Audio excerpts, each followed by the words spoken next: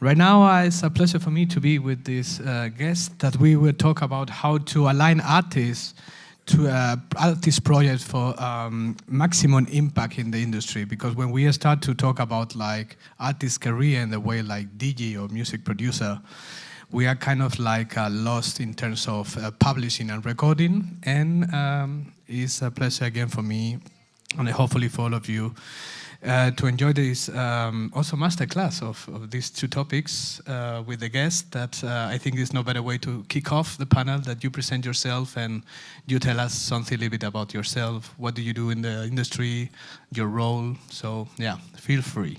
Hello, I'm Jost. I'm head of A&R Dance International for Warner Chappel. I work here out of the Berlin office, and I mainly take care of the songwriters that do dance music globally. I sign people to the roster. I help the ones that are on the roster to get the best opportunities. So I get them in songwriting sessions. We set up camps. We pitch songs to artists for them to work on. So mainly what I do is finding great songwriting talent and then help them doing the next steps and develop them. Hi there. Can you hear me? My name is Tracey Fox. I am director of A&R at Helix Records and Payday Publishing, which was Ultra Publishing, as I correct what's behind me. I've been there for almost 10 years, working across mainly electronic music. On the publishing side, we have writers, producers, and artists. Most recently, I signed Chris Stussy out of Holland, but we have lots of writers and singers that you've probably heard of, people like Hala and Julia Church, who are all over the John Summit records of late, to Magnus and I have worked together on the Medusa single that came out recently. We got an award at, Winter Music Conference for the awards for that record that came out. Yeah, and mainly work across A&R for both records and publishing. I've probably one of the oldest people on the panel, so I've been in it for a while. But I've mainly worked across management, records, publishing, in A&R. So that's really my background. Over to Nico. Hello. Thank you, Tracey. My name is Nico Meckelnburg. I'm an entrepreneur, so I run a couple of companies in the music industry since over 15 years. So we are a small financial holding that runs studios, publishing companies, labels, and management. So we have quite a wide range of music. Originally, actually, we started the company as a metal management company, but somehow started then with the first success in comedy and books. And nowadays, a major field for us is dance music. And sometimes we have hits with Magnus and with Tracey and with Jost. Sometimes we don't. And my personal focus is actually dance music. Yeah. Magnus. Hi, my name is Magnus Textor. I'm together with a partner running a label called Virgin Records in Germany. We're working with these friendly people together on various projects. We work with artists such as Topic, Medusa, Felix Jan, Two Colors, many, many more. I love that the roster is so broad, from club music to very commercial music. And a part of working with artists, we also collaborate with labels and strategic partnerships, for instance, with Tomorrowland, who started a label a couple of years ago after Corona, where we started that label together, or other distribution clients that we have. Over a decade working in the music industry, always working for a major label. I'm only working on the recording side. And yeah, it's fun. I'm really excited about this panel and speaking with you about different topics. I think it's still not working. Okay, now it's working. Perfect. Okay, thank you so much for the brief introduction. And let's start from the beginning. And I would love to know what do you think about the current state of in terms of music publishing and recording, and how the things are working nowadays, and if you can bring us some certain kind of knowledge of the current state of both sides. So yeah. For example, I might just Tracey, start. Yeah, let's go. I was going to say there's lots of different sides. I mean, there's discovering music and how to break music. I think we live in a world of TikTok right now, where a lot of records are popping off of TikTok, and that's where artists are coming out of. But then you have kind of, the massive live scene where that doesn't necessarily connect. You can fill, loads of stadiums and arenas, but the music doesn't necessarily stream in that respect. And then you have radio and how you break artists. So I feel right now it's just very disconnected, but there's like a lot of different avenues. So in one way it's never been easier, and then in some ways it's never been harder. It's just very different. Yeah, I would also say that it became more democratic, and there is no more super big gatekeepers or filters towards an audience. Actually, it completely changed. The artist has the first access nowadays to the audience, which was way different 10, 15 or 20 years ago. So that brings a lot of chances, but indeed, I think can't remember of a time in electronic music where the live scene has been that disconnected from streaming nowadays. So that's completely two worlds, but also like in radio is completely disconnected from streaming too. As much as there's great opportunities at the minute, I think also there has never been a harder moment in the latest history of music where to get actually attention because of the incredible high volume of releases we are all facing every day. What about Magnus?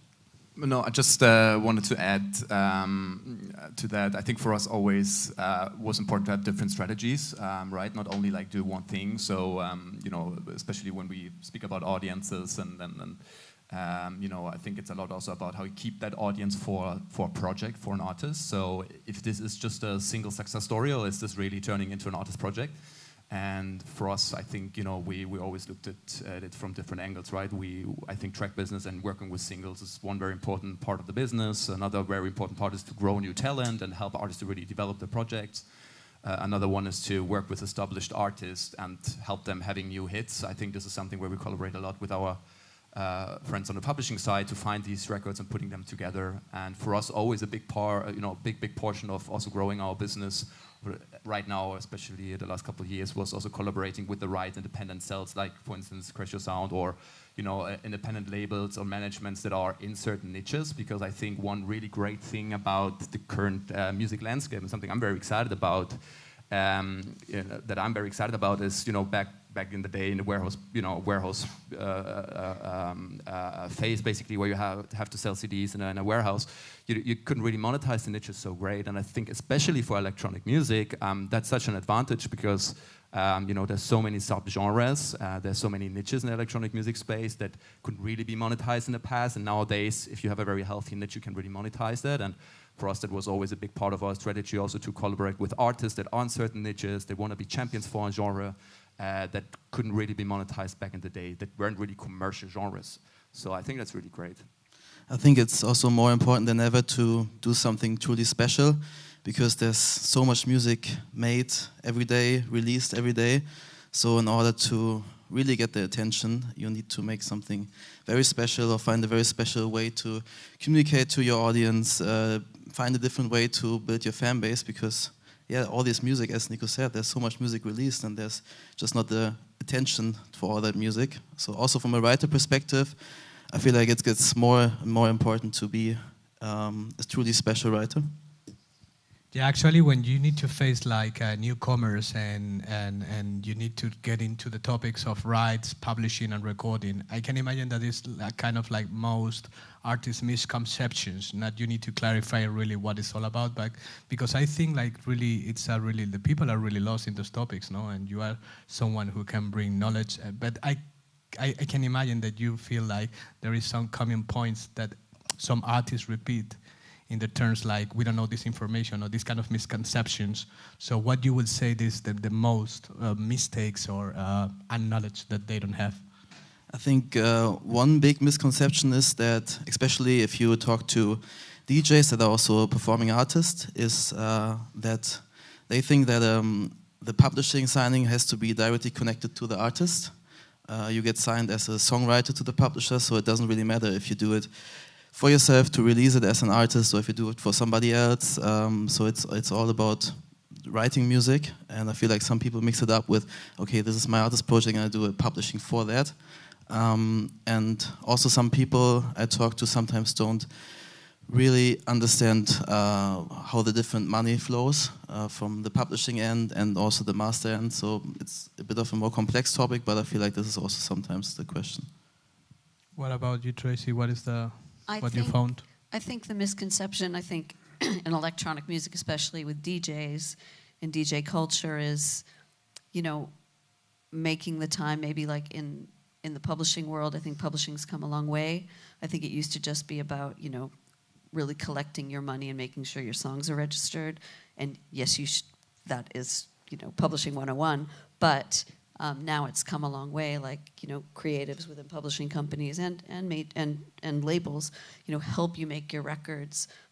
Something just on the last topic that I think is really important, regardless of all this stuff that's going on around us, is the music is still the most important thing, and the song's still the most important thing. And if you write great songs and make some interesting art, you just got to keep on that trajectory and don't divert from that, because that's honesty in what you do. But with that said, I think lots of people in the DJ community and the electronic community don't see the value in publishers and labels to a certain extent. A lot of artists want to do it on their own. They want to release, not stay committed to a label. They want to just release, a song here, a song there, which for the now, it's good, but in the long run, it's not going to be good, because, in 20 years' time, you're going to be trying to find your royalties across 20 different royalty streams, and you're going to try to find your records and where they live. And that's the same with publishing as well. So I think it's smart to kind of keep your masters and publishing together where you can. I think that's kind of a little bit of a misconception, that people they have a hit and they're like, oh, I'll sign that there and I'll sign that there. I think in a few years' time it will be a little bit of a struggle to keep track of everything. No? So I think the biggest misconception is that there's a difference between gross income and net income. So I would, because we are not only publishers here, also record labels, managers.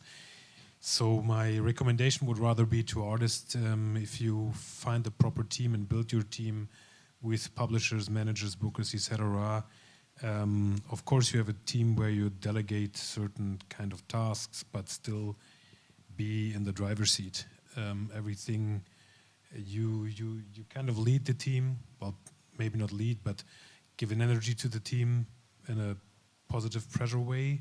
So like for me, looking back over the last 20 years, the biggest careers I worked with had always been artists that had a certain drive and didn't stop working at the time where they signed contracts or made their team bigger.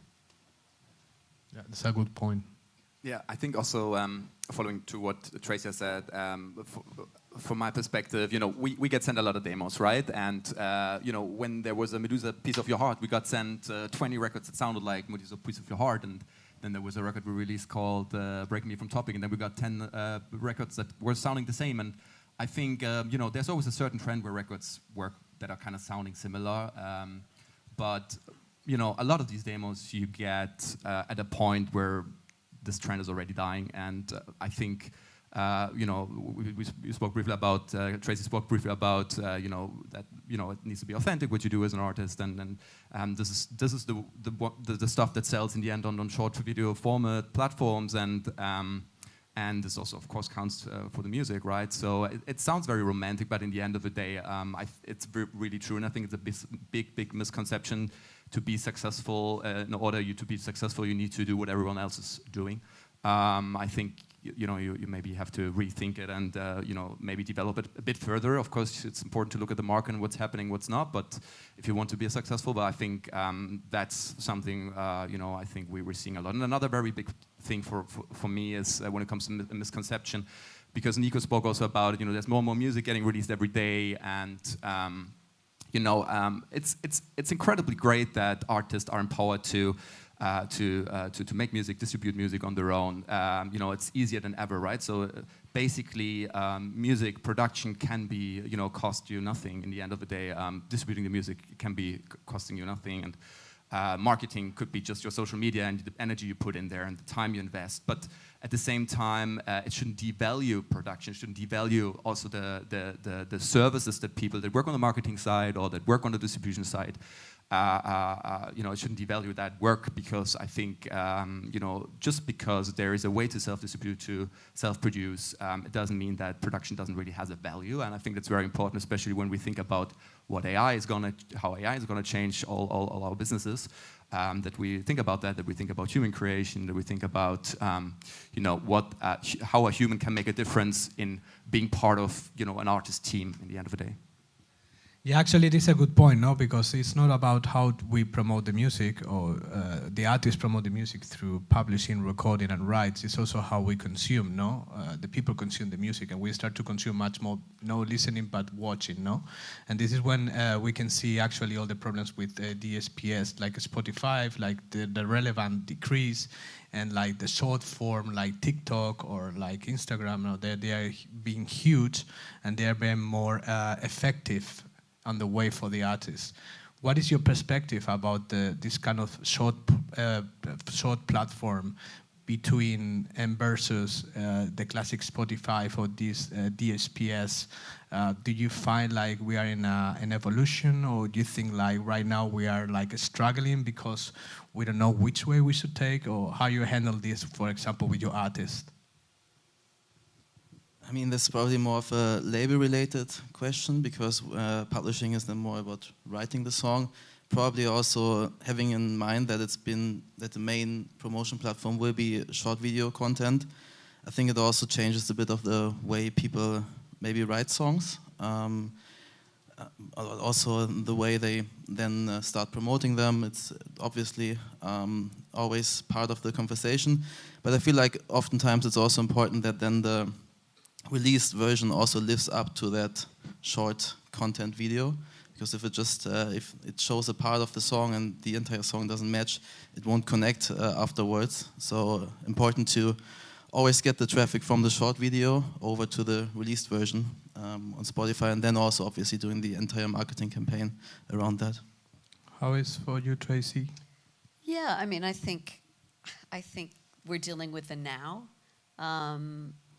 Haven't been around like every kind of 5 years there's something new. It's before it was it's been Spotify, before that it was Apple, before that it was CDs. There's always been radio. I mean, I think it's exciting that different people and different age brackets can kind of dive into different ways of consuming music. I think it's just being smart about how you do it. I don't think as an industry we're the only ones dealing with it. I think everybody that makes a product is dealing with the same thing, and how do you get to your core audience, but you don't know what your core audience might be either. I think it's exciting. I think Magnus touched on AI. I know there's a lot of negatives with AI, but I'm actually quite excited to see what the positives can be, because I think it's going to open how you deal with the rights is an entirely different conversation, but I think that's what's going to make it exciting, and different ways to consume. I don't know what that's going to be yet. I don't know, is an image of Calvin Harris going to come walking through the door? Like I don't know if any of you seen ABBA, the ABBA show in London, but it's really remarkable, and I was skeptical about going to see it, but when you go see it, it's really unbelievable, and if that could be the future of AI. So I don't know what the future of consumption will be. I think we're all just trying to deal with right now and what's happening right now. We're still delivering records. People are still having careers, and I think we're doing the best we can with what we have. I think it's always changing, and the change is already in front of our eyes, and we haven't noticed that it's in front of us. So I think, especially in Germany, there is always a trend to one formula that works good for success. And when one formula works, then the entire industry copies that formula or goes into that direction. And so we copy it, and then normally we give to one partner, either a DSP, a media, a social media system, whatever, gets kind of a superpower, and then we get disappointed when we don't get the love back. So just this week, one DSP in Germany announced to actually leave the market and to delete the app. And another DSP, I'm not going to mention the name, didn't updated their playlist for electronic music for 4 weeks. So I think it's time to think about different ways at the moment, because we gave too few partners too much power. And but it's different than other markets. Germans are we are a little bit like lemmings when it comes to that. But I know that the UK or France has way more diversified systems in that matter. Apart from radio, we are idiots in terms of radio. We have a lot of people radio have also stations. started to manipulate the systems. They figured out how to manipulate them, which isn't necessarily the best thing either, because it doesn't necessarily show what songs are really reacting. If you can control streaming a little bit. I don't know. That's, again, another conversation. I don't know if you see that at all. Yeah, absolutely. And then also what Nico said, I think is also something which is very close to our heart, right? Like editorial feels it used to be better and more fragmented in the electronic music space, especially in Germany. The curation just shifted from more editorial to algorithm, and the whole platform became more reactive on what's happening in the market outside of the platform. These peace platforms, more on the social platforms, and puts all the discovery on the social platforms and less on the DSPs itself. It's still happening there, and I think they put a lot of energy in there too, and the algorithm also helps to discover music for sure. But I think the industry really profited from editorial, and that really decreased. And you know, like always, when you have these big power players like Apple back in the day, or Spotify, and now seem to be TikTok, you know, they get a lot of power, right, to also push records and artists into the market. And I'm just a little bit worried what's happening when TikTok's you know, really heavily starting to sign these records and artists, you know, because it's a lot of power in one hand. At the same time, you know, I see TikTok and social platforms, of course, as a big blessing, because we're having incredible success stories also with these platforms, and I like that they put energy into discovery, and that they you know, understand that music is why the product is great. So I hope that's also something that we see in the future, also in monetization, and I hope in the respect of human art, you know, human creation. Also, that's also something where we see that basically. So, but you know, like Tracey said, there's probably going to be something new in the future, and we're going to keep our eyes open for that. Are you like talking about AI facing right now problems, or did you have something that any kind of your own story or any kind of situation that you are living with AI that you were facing? That it was, of course, something new, because we are just in a new world that we don't know what's going, and it's coming, you know, this publishing things, and also like some people is scared about it. There is any kind of personal situation that you faced that you can explain to the audience, like what was it and how you handled the problem? I mean, last time I was like thinking about the AI for music, it was the entire lo-fi music, lo-fi hip-hop market, which I've seen like 2 or 3 hours of music, just AI-generated entire sets on YouTube. So that's pretty interesting. I mean, we see AI as a tool, but of course the legal framework needs to be right. So we need to know which works this AI get trained on, and maybe needs to be a way of, also as a consumer, to see what it is, because there's so many, like, music business is always about rights. It's basically rights management, and because you can't touch music basically unless you put it on a CD or whatever, but it's just the rights that we're dealing with. So we acquire rights, we sell rights, we give licenses to people. So AI is the thing right now that's pretty unclear when it comes to rights, and I think this is the main problem we're having right now, that we listen to something that we have no idea of the background of, while everything else is super documented in the music business. We have contracts with all of the people we're working with, all producers, everyone. There are label copies saying every single person that has been involved in creating the master, the writing, and so on. So I think that's the main thing right now, that we're in this transition phase where it's not really clear what's happening. Any of you have any AI situation lately? I would say 3 very quick things on AI, because I think it's a panel probably to itself. Yeah, I think if you're an artist, you got to figure out a way of like how to protect yourself. Secondly, I don't know how they're going to figure it out, because there's not like one global rights organization that can sit and say, this is how AI is going to work. It's going to be country to country. So somehow we're going to have to figure that out, and that's going to be a big undertaking. On a very positive side, from just as a publisher talking, you know, it's really great when, you know, some of your producers or artists don't have a singer in the room and they can just AI their own voice and make their own music. So that's like an upside. Or, you know, I've even got demos for Dua Lipa that sound exactly like Dua Lipa, or, you know, Tate McRae, or whoever, you know, that's on the pop side. But, you know, it can do very positive things. So I think it's still quite early in a lot of ways. I would also say in the long term it will be all great for us. I don't doubt that, but I've never been very good in rocket science, so I don't really know how it's gonna look like. But we also have to say, at the minute, it's also going to kill a lot of gigs and opportunities for a lot of creative people out there. If library music, score music, advertising music, or music which is almost easy to replace, lo-fi, chill out, etc. It's definitely changing the market rapidly at the moment. But I wouldn't bother long term.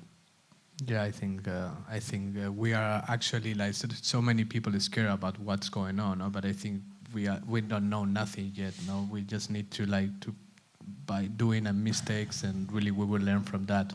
And of course, we need to set up some rules, especially in the market. But do you feel like there is a way that now we are working all together in the industry to set up those rules?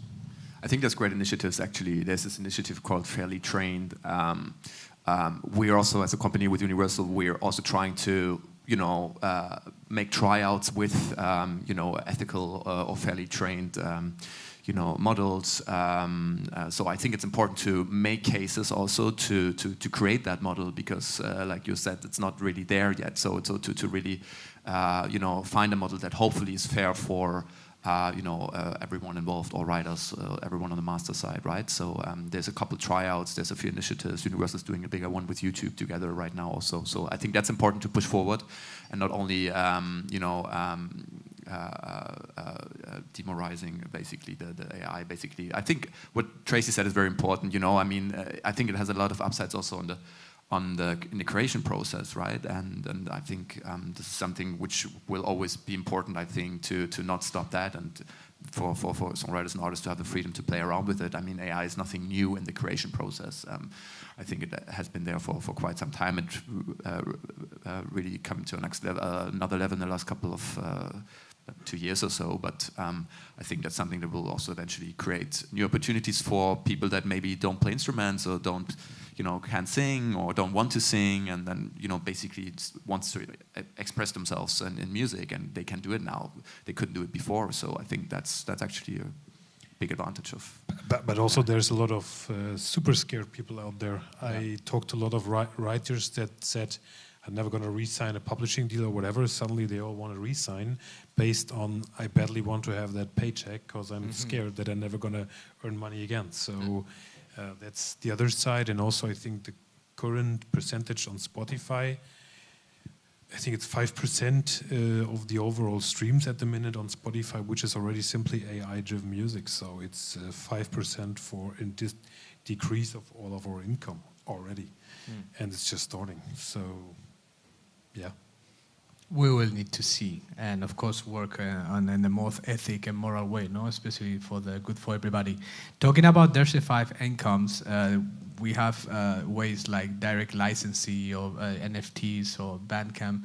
How can you explain how the artists can work on those platforms, on those aspects, to get this goal to diversified incomes? What is the tricks, or how you do it with this? How you handle these situations with your artists? Well, I think first of all, as an artist, before thinking about channels, I think it's about thinking about what you want to create. You know, before making an NFT, I think if there's an artist really excited about art and that wants to express it also with digital art, I think that's the right way to approach it. Not only think about the channel and then, you know, how to sell something, and then thinking about the creation. And I think when it comes to Bandcamp, I mean, we spoke with artists, especially more in the club world. We don't have a deal with Bandcamp at the moment as Universal.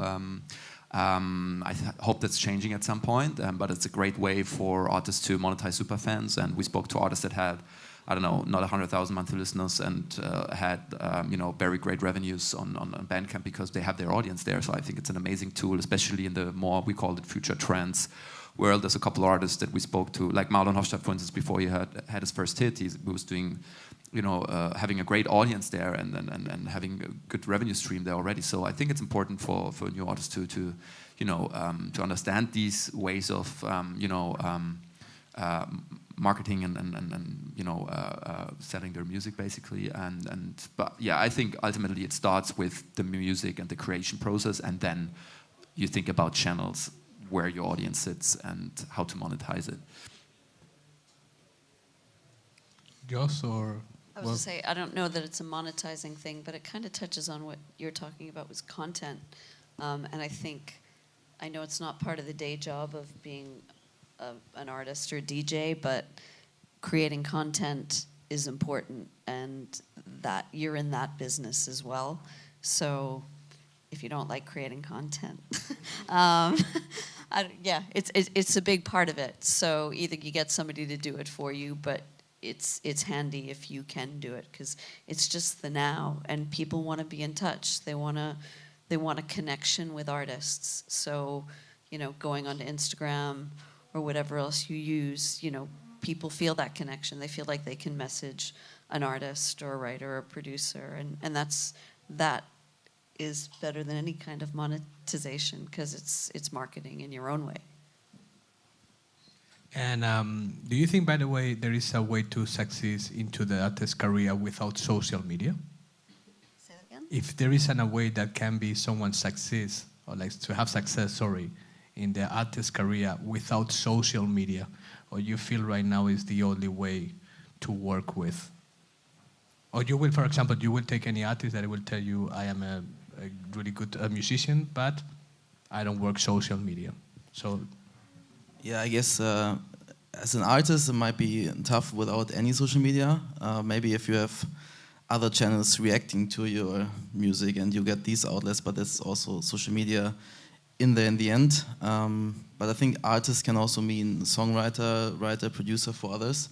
And if you're not really into the content game, then that's maybe a good way to get a career going that can be pretty rewarding, and also you can build a catalog, and you can really have a great career with writing. And I think also as a songwriter, social media is good to have, and it's good to have your brand out there and let people know what you're doing. But it's probably a little less crucial than on the performer end. I think Mick Jagger once said that it's the singer, not the song. But I think nowadays a song can be super way bigger than any artist themselves. So I think you can definitely earn shitloads of money just with a song without any career attached to it. But if you're not present, you will not build a career on it. So you can make money, but without presence, not a career. I was going to say, just to add to that, I think, you know, all kind of social media now is what magazines and television and, you know, interviews used to be, you know, back in the day, and it's just been replaced by that, and it's more personalized now, and people can access that stuff at any time, as you know. So I think the market's just changed, and the way we consume has changed. So I do think it's important. Because there is a point that you need to give, of course, freedom for the artist to be creative. But of course, there is a way that I'm sure that you try to work to find a balance between to create a smart record and also the publishing and recording strategy. How do you handle this? Because I can imagine that sometimes you need to sit down with the artist and start to explain, like, okay, I respect your freedom, but if we work in a certain kind of long-term level, we need to think about the publishing strategy and in smart records. And actually, I was really happy when you sent to me, Magnus, the difference between like a sound versus a song, which I didn't think about it. And then I was at home thinking some ideas, and it's true, no? It's not the same to have a sound to create a song, and you need to synchronize both, especially when you're working in the long terms and with a strategy. So how you are handle this with the artist, no? Like, don't cut the freedom, but just like, let's go in that way.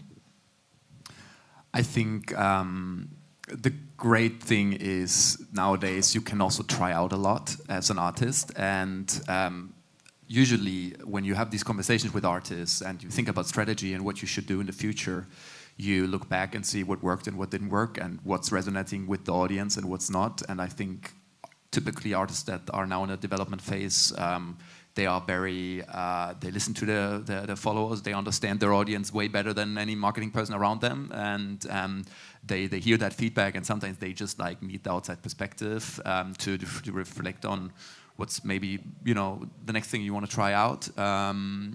We both work with an artist called Luca Dante, Nico and myself, and he's incredibly good at finding those 15 seconds that might connect on TikTok. And I think it's crazy how he does it, because that's how he chooses songs. And you know, we have amazing songs in our inboxes that we think are missing these 15 seconds. So I think, of course, that's you know, that's great. But having these 15 seconds in the end doesn't mean that it's converting to a song on Spotify, but maybe it's just a momentum on TikTok, which works with the sound and the video in the end of the day. So yeah, we challenge these things a lot in our art team when we look at trends, and you know, trying to understand if we can monetize the trend or if it's something which is just happening on a platform and is not gonna eventually not gonna convert into a song and then, you know, a piece of music. Yeah. So I think that's the challenge nowadays. But you know, back to your question about these conversations, you know, in the end of the day, you can't force anything. You know, an artist needs to, you know, to be an artist. Yeah, exactly. He needs to be an artist, and you also. I mean, I think what we need, and this is all we can ask for when we're working with artists, is the trust and the openness to discuss these things, and you know, maybe challenge something, and then in the end of the day, we find out this is exactly what the artist wants to do. And I think this is also what an artist expects from us. You know, an artist from us doesn't expect to just say yes to everything and say, yeah, you're the best, and let's just go for it. They want to get some feedback. They want to work on something, you know, honestly, and then they want to develop. Typically, a lot of artists we work with are incredibly eager. They demand that feedback for every song, and that's what we love. That's what drives me, and that's what drives, I think, a lot of A&Rs in my team also. That when you have that artist that is so eager and wants that success so badly that they, you know, really, you know, want that feedback and want some direction and want ideas from you. In the end of the day, they're going to do what they want to do, right? But you feel when there's this, this willpower and, yeah. In my experience, also creative processes or like song decisions or directions are never a decision by democracy. And whenever it's a decision by democracy, it's a compromise, and then most of the time it doesn't work. So it takes either us to push for something we believe, or it takes the artist to push for something he believes. And sometimes we are right, sometimes we are wrong, and the other way around. As long as we have a open conversation about that, and I also copy Magnus, it's the artist has the final saying. Then, but as long as we have this critical discussion, we are on the right way. And I was going to say, just to add to that, I think I've had a few conversations over the years where an artist has come and said, well, what do you think's going to work? Who should I be? Who do you want me to be? And that's actually the wrong way to look at it. It's, if you're an artist, have a clear direction of who you are and who you want to be. Because at the end of the day, all of us up here, we're only here to help you get to where you want to go, but you have to be the driving force. It's your career, it's your business. When you do live shows, you're the one that can keep people coming back with your performance and being a star and being an artist, which however way you want to slice that or present that. But it kind of goes back to the art that you were talking about. Is again, we shouldn't tell you, what your music should sound like. If you believe where you're going and how you're going, stand up for that, and that's what's going to keep you going. You shouldn't have to compromise. Okay, yes, compromise if you do, take advice where you need it, but it's very, very important to kind of stand out and figure out who that is, who you are, and what you want to do. And I think also, this is the main point, what an artist is there for, and everything else can be done by the team or be helped with. I think social media opens so many different ways of also spreading content. So I think it's also a lot about finding a way that just works for your art and for you as an artist, and then just being consistent with it. So the nice thing is that I think was like TikTok and also Instagram and all that, there's not just one way to do it. Instead, you can just adapt it to whatever your sound is, whatever your audience is. So I think, there are people that have great TikTok with never speaking to the camera, just from them showing great stuff from live shows and having a great aesthetic and a great eye for it. So I think that's the good thing about it. And talking about trends, how you will say to the artist, how can the artist monetize these trends, and what you will say as the most classic mistakes of the artist cause in the long-term incomes or ownership? What are those mistakes that you find out really common on the artist, and how you will explain that? How can you monetize the trends, the actual ones and the powerful ones? It's two questions: monetizing trends and what mistakes to avoid, right? Yeah, to monetize, how can you monetize the trends? How can the artist monetize the trends, of course?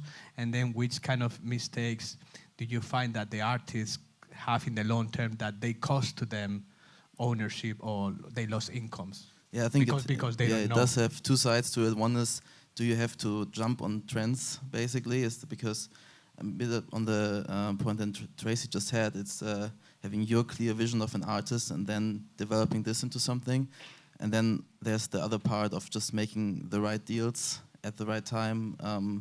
And obviously, every writer and every creative also should, obviously not the main job as being a creative, but having a good understanding of your rights and your kind of contract situation always helps then, I guess. We work with a lot of artists that have a sudden momentum and have a sudden record happening on TikTok, on Facebook, or somewhere else on short video platforms. And the most important thing is timing, which is sometimes difficult when you haven't finished a song yet and just shared a demo or an idea on socials to test it with your audience, and suddenly the audience loves it and demands it. And I think the biggest mistake we see in that phase is timing. If you not be able to release that song within a very short time frame, basically. And I think a lot of artists have understood that. I think sometimes it's very difficult because there's a clearance with it, and that's delaying everything. But I'm happy that at least major record labels that maybe didn't used to be the fastest companies when it comes to releasing music understood that nowadays, and that we can push these records out the next day if possible, if necessary.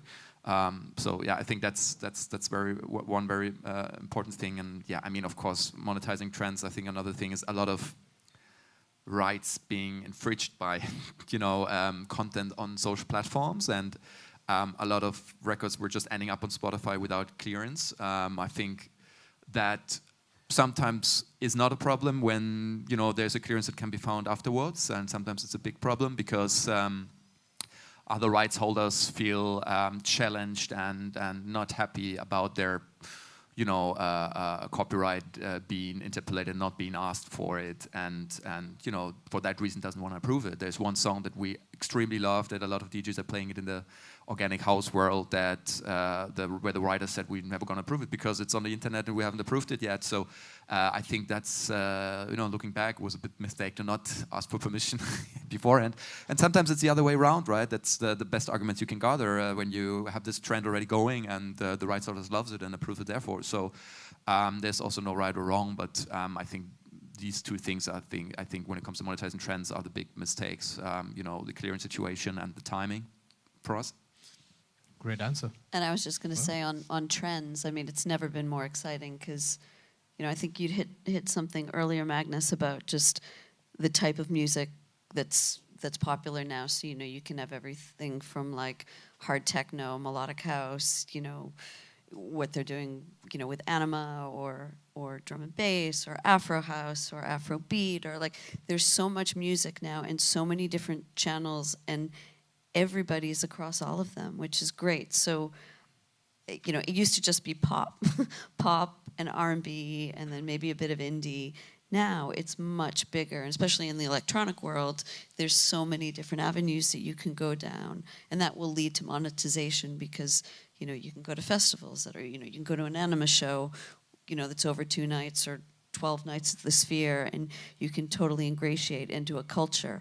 And a lot of these kind of, I guess, different avenues are all different cultures now, which are more popular than ever. So I think you can, there's communities now that you can kind of monetize and get into, if that makes sense. Yeah, of course. I was thinking actually about the community. We are reaching the end of the panel, and I would love to ask you, first of all, like any advice or tip for a new artist who is coming really into this big wall of publishing and recording that maybe they don't know. So some kind of advice that you would say to someone who is getting, and what excites you about the upcoming early future of publishing and recording? There is something going on that brings you really excited, and yeah, this tip for basically for the people who doesn't know or the newcomers into this market.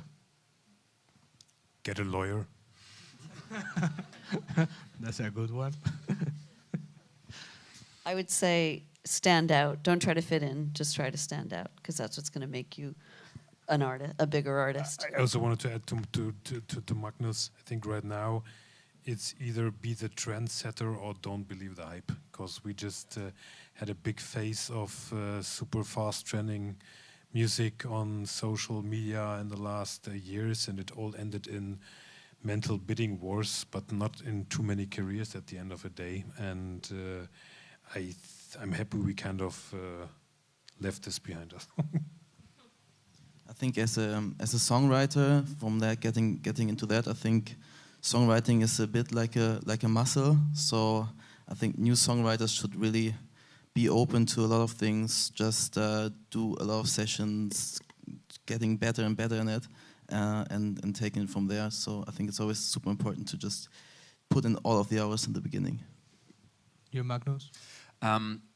Well, we work on the recording side, and I think sometimes we have this big recording success with an artist, but the live success is following afterwards. And I think a lot of cases also it's the other way around. And I think it's important to understand that these different verticals of the project needs to be developed also at the same time. So it's not like I'm having a recording success and now suddenly I'm having a live success. Of course, sometimes these verticals are connected, but most of the times they are not, and it's not really sustainable. So I think it's important to understand, first of all, what you want to do. If you're more the producer type of person, if you're more the DJ and wants to be out and play, to develop that side of the profile. And when it comes to excitement about the future, I think I touched it before. I'm extremely excited about the fact that streaming and short video formats, etc. We can monetize these niches better, because I think that's so great for the electronic music landscape. We have so many subgenres. We have such a diverse culture in electronic music, and I think it's great that you can create a business model out of these different niches. So I think that's a very, very great thing for electronic music artists and songwriters in general. So that's something I'm excited about. Something to add for someone, or good? The only last thing I'd say is, like, globalization is it's easier now to get your music distributed globally. So, people are now interested in, like, the whole Afro house, Afrobeat movement. Like, 5 years ago, it wouldn't have been as easy to consume that kind of music. And that's, like, a really easy thing, too. So you don't just operate in Germany. I don't just operate in the UK. There's really no borders. So, really make music for everywhere. You don't have to just make music for where you live. Exactly. So, with this great answer, we finish the panel, and like always, we have time for a little Q&A round. So please don't be shy, raise your hand, and we will pass through the microphone. Can someone? Yeah, Yeah. I have a question real quick. Or you want to go? Actually, this question is to everybody. I know that Tracey Fox was talking about being yourself and being true to who you are, but this is actually something I found myself on both sides of the spectrum. I'll do me, like I'll adapt myself to you, and I'll be myself for myself. Where do you find that balance? Or how would you define that balance to be? Because there's always a, oh, I like this kind of brand, I want to be like that. And then there's a, I want to be the new brand that no one's ever seen. And then in both sides, you find yourself, oh, no one's really looking out for this, or there's too much of that. So where is the middle? You caused that question. Oh, okay. I would say always be brave and try to do things that nobody else is doing. You know, the Afro thing, like, you know, if I have one more person come into the office and say, oh, I want to make Afrobeat music, and it's like, well, everybody else is doing that right now. So what's the next thing? So always be looking forward. But I think, you know, artist, it's in the name, so I think just try to become the artist. But again, you need to lead that. Like, you need to figure out who that is for you. And it's being brave and doing things. I think you need to figure it out for yourself, but use your team around you to help you get there. Did that answer your question? And also maybe have a bit of a plan for the music that is not the music. So think about how could this look for a live show? How could this look for videos, for social media? What is the entire, how will the visuals look? So I think it's important to just, when doing something very different, to have an idea of how this entire ecosystem, who could be the fans of it, how do it look like, what else do they like. So I think oftentimes if the music is just very different from everything else, there also needs to be a story to it. Great. Someone else? Yeah, over there or over there? Okay. So thank you so much for the talk. It was so interesting. And my question is, like, what advice will you give to emerging singers that are just starting and they don't have like 1,000 of followers on Instagram, and they want to reach and connect with promoters, label, agencies that truly believe in their artist vision and want to invest in them? I think it's a very old formula before social media, but I think it was everybody knows everyone over 6 angles or something like that. So, how is it called? 6 degrees of separation. Yes, I think nowadays it's probably 2 or 3 or something. So I'm pretty sure it's actually easier nowadays to get contact to the right people. So, yeah. Yeah. Ask Also, around. yeah, I think you go to fairs like here. Yeah, proper networking like also, like exactly. And I would say also don't be shy, no, and don't be Exactly. scared to knock the door, no, because nobody will bring you the deal, no. You sometimes, especially when you start, you need to show your face and say I'm here, and and just come to this kind of events and hi, this is me and this is my art. No? And also just, I think, as Nico also said, there are so many people in this business looking for hits and trends and things to do all the time. So I think if you just push the right thing and just make it visible, I think there are people also looking for it. I think every artist was who's successful that you might maybe look up to was in your position. I think the artist community itself is sometimes, we experience that also very helpful, and we discover a lot of talent also via other artists that we work with. I think that's always a good, advice to try to find allies in the music world that you want to sit in and hope for support there. And then I think the great thing is you can just contact people on social media. And I find a lot of artists having sympathy and an understanding, obviously, for your position eventually, because they've been there before, and suddenly there was some help at some point. So I think that's a part of connecting with people here. I think that's always something good to do. Sadly, we don't have more time for more questions. And I just want to say thank you so much, Magnus, Nico, Tracey, and Jost, for the great chat and the knowledge and your time and love. So thank you so much. Thank you for the invitation.